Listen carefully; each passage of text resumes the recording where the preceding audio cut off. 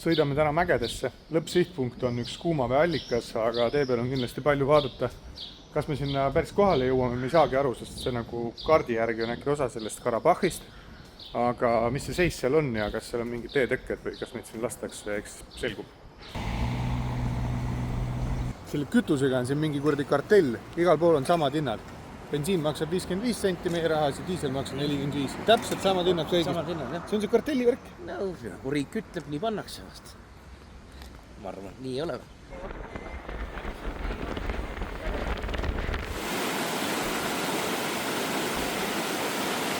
Kuradi väike vene küla.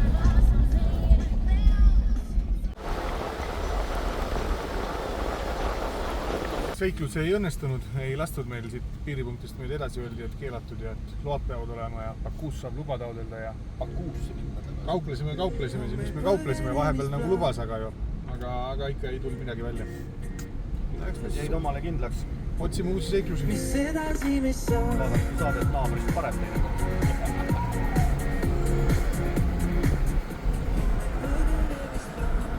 Võimsa tee on siia küll valmis ehitanud, nii et nad ikka kavatsevad neid alasid vist liita endaga.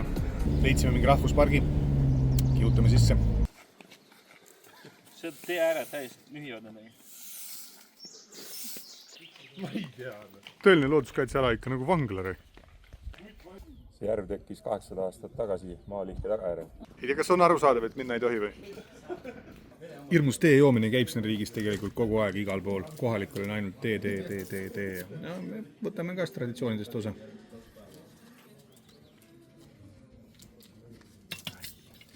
Tegelikult tahaks õlut. Salam aleikum. Aleikum salam. No, что? Steplение, ja?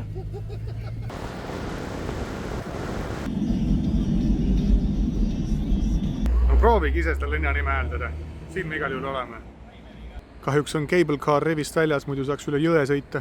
Siis et sild on siin kohe kõrval. Normaalne koht. Töönerid maksavad 1,5 euri.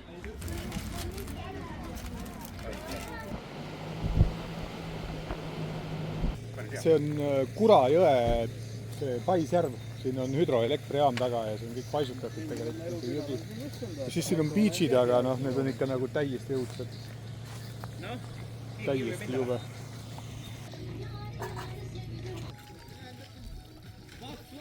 Igal pool ulbib lihtsalt midagi. Kõnnit ikka prügini välja või?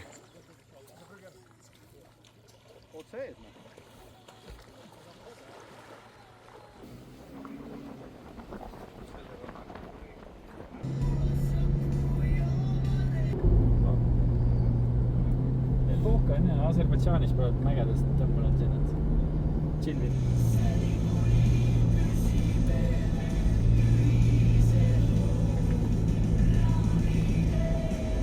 Hiina-Marjad. Hoidke käed lava peal. Rääksime pehmeks, saame ekskursioonile.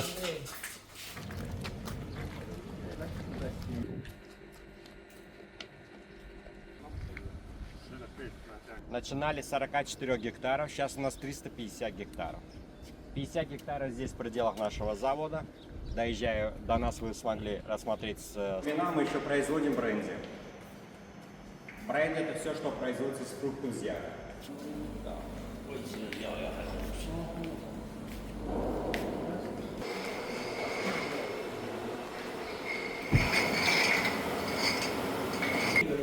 Так, в этой последовательности стойте. Вот так.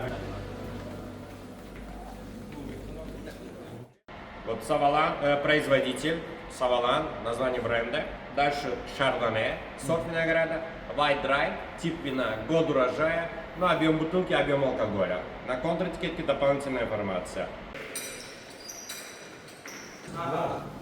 Здесь 5-5 как раз. Сидите так, чтобы перед каждым был этот. Глазами, носом и на вкусовые рецепторы. Берем бокал, смотрим на цвет. Цвет вина не может быть бесцветный, как у воды. Всегда имеет оттенок. Пробуйте, я буду выставлять здесь. Тоже последовательно. Вы можете сфотографировать, потом в магазине вам уже будет легко выбрать. Вы пока наслаждаетесь этим вином, я кислородом, третий идет смягчение танина, кислотности алкоголя. Да?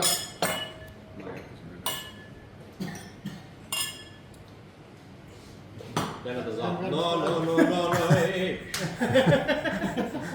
Никогда не надо запивать жидким.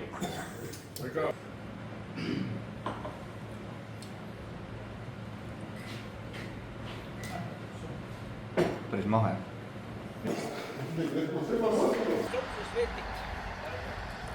Первый. Второй. Ему 2 коробки надо. käisime siin Waineris ära ja tänaseks on vist kõik, meil on siin 2 tundi kodusõitu ja võtame ülekande kokku.